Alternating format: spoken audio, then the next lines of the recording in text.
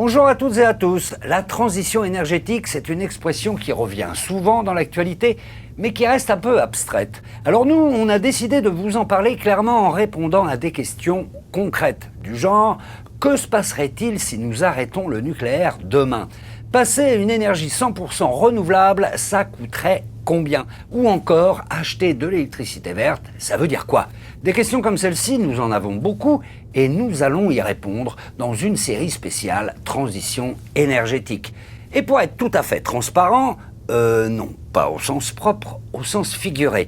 Merci. Donc pour être transparent envers vous, c'est une série que nous réalisons en partenariat avec Équateur, fournisseur d'énergie renouvelable.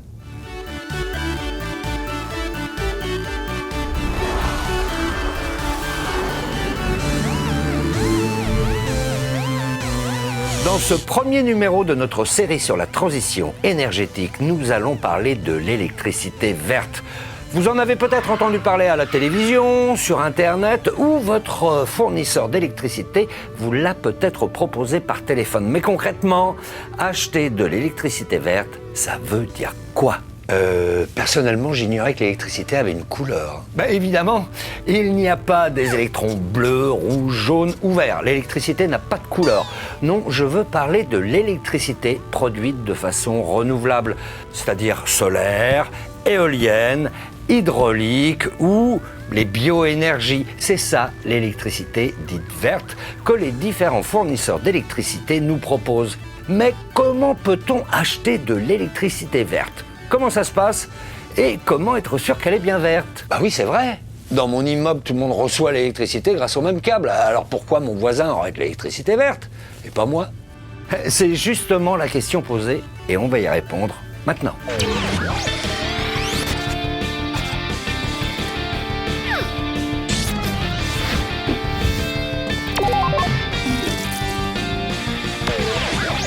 On a un peu tendance à l'oublier, mais allumer la lumière, brancher son grille-pain ou regarder des vidéos sur Internet, bref, avoir de l'électricité chez soi, ça ne se fait pas comme ça en tapant des mains. Bah si, c'est ça, fais le malin. Ça, c'est de la domotique, mais sans électricité, bah tu peux taper autant que tu veux dans tes mains, la lumière restera éteinte. Bref, avant d'arriver dans nos maisons, le courant électrique fait souvent un long voyage que l'on peut résumer en 3 grandes étapes. La première, c'est bien sûr la production. En France, en 2018, 72% de notre électricité a été produite par les centrales nucléaires. Environ 21% par des énergies renouvelables, c'est-à-dire l'hydraulique, l'éolien, le solaire et les bioénergies, et les 7% restants par les centrales thermiques à combustible fossile, c'est-à-dire à partir de gaz, de fioul ou de charbon, qui sont heureusement de moins en moins utilisés. La répartition entre toutes ces sources d'énergie, ça s'appelle le mix énergétique. Ok, mais ces centrales, ces barrages, ces éoliennes, ça appartient à qui tout ça? Jusqu'à la fin des années 1990, le seul producteur d'électricité en France, c'était EDF. Mais en 1996, l'Union européenne décide d'ouvrir petit à petit le marché de l'énergie, pour plusieurs raisons d'ailleurs. Déjà, assurer une sécurité d'approvisionnement en énergie. Ah oui, si jamais un producteur rencontre des soucis, il en reste d'autres pour nous fournir de l'électricité. C'est ça. Et aussi dans le but de promouvoir une concurrence saine, disons. Ce qui pourrait permettre de baisser les prix. Oui, et enfin, encourager et développer les énergies renouvelables. Parce que EDF est quand même sérieusement axé sur la production nucléaire. Bah oui, vu qu'il a investi dans des centrales.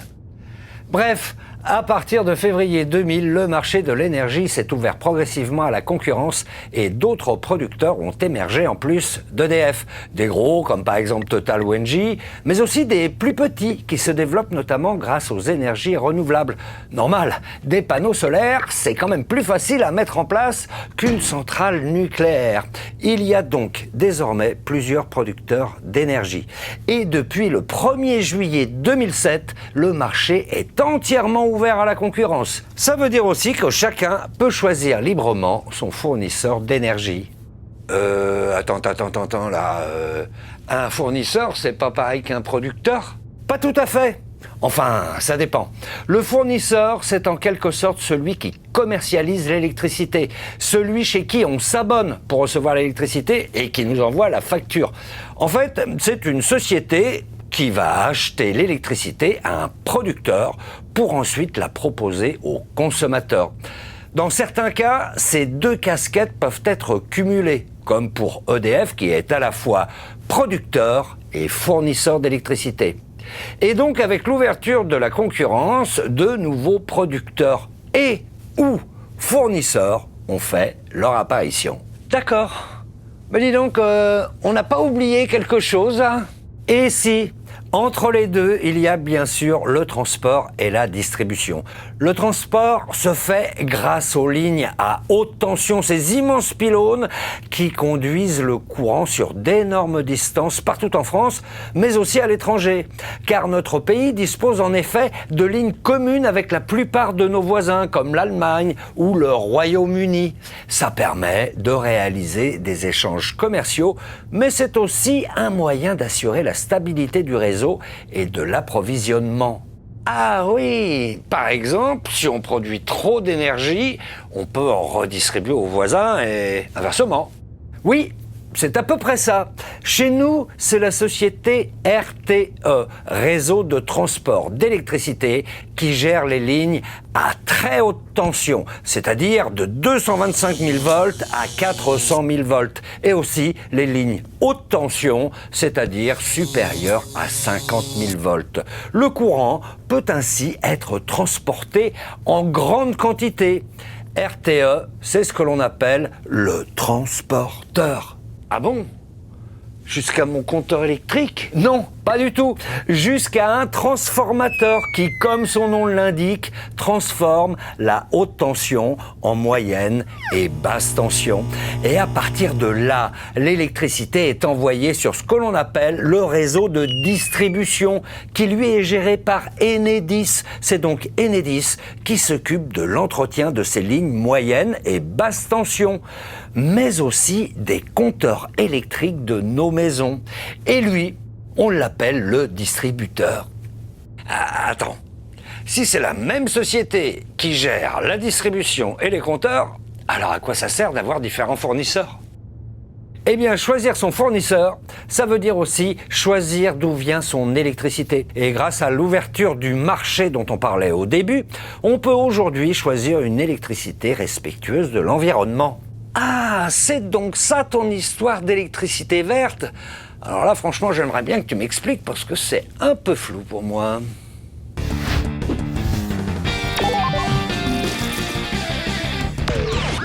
Bon, pour résumer tout ce qu'on vient de dire, le transport et la distribution de l'énergie sont assurés par l'État afin de garantir la qualité et la sécurité de l'approvisionnement. Mais la production, qui avant était le monopole d'EDF, est désormais ouverte à de nombreuses entreprises privées, dont beaucoup s'orientent vers les énergies renouvelables, c'est-à-dire qu'elles produisent de l'électricité par des moyens respectueux de l'environnement, par exemple les barrages, les éoliennes ou les panneaux solaires. Ok, donc on produit de plus en plus d'électricité grâce aux sources d'énergie renouvelables. Mais l'électricité qui arrive chez moi, comment je peux savoir si elle vient d'une centrale nucléaire ou d'une éolienne? Excellente question. Mais en fait, on n'en sait rien. Quand le courant circule sur les lignes électriques, qu'ils viennent d'un barrage hydroélectrique ou d'un panneau solaire, tous les électrons sont mélangés sur un seul et même réseau. Bien oui, on a mis des dizaines d'années à construire des lignes électriques pour alimenter tout le pays. On ne va pas s'amuser à construire un autre réseau juste pour l'électricité solaire et encore un autre pour l'électricité nucléaire et ainsi de suite. Ça prendrait beaucoup trop de temps et surtout beaucoup d'argent. Mais alors, comment je fais pour acheter de l'électricité verte ? Ça, c'est justement le rôle du fournisseur. Puisqu'effectivement, on ne peut pas savoir exactement d'où vient l'électricité qu'on utilise, l'Union européenne a mis en place ce que l'on appelle la garantie d'origine.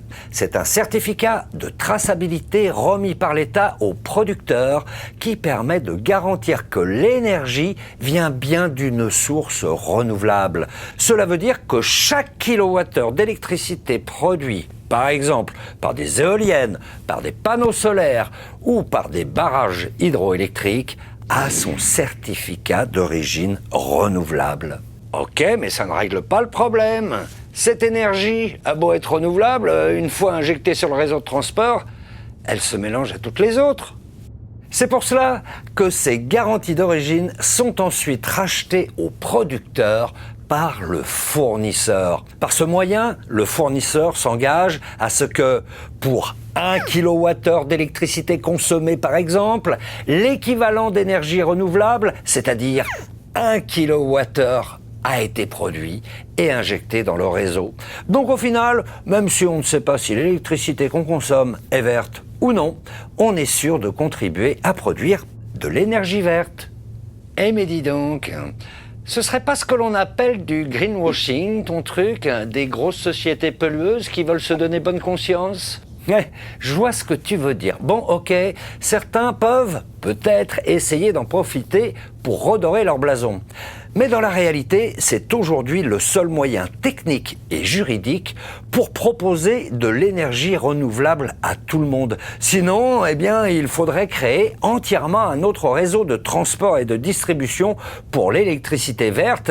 Et ça, on l'a déjà dit, ça n'est pas possible, ça coûterait une fortune.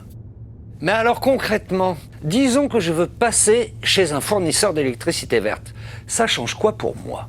Oh, d'un point de vue technique, ça ne change absolument rien. Comme on l'a dit, le transport et la distribution sont gérés par l'État. Donc pas besoin de changer de compteur, ni même de faire venir un électricien ou un technicien.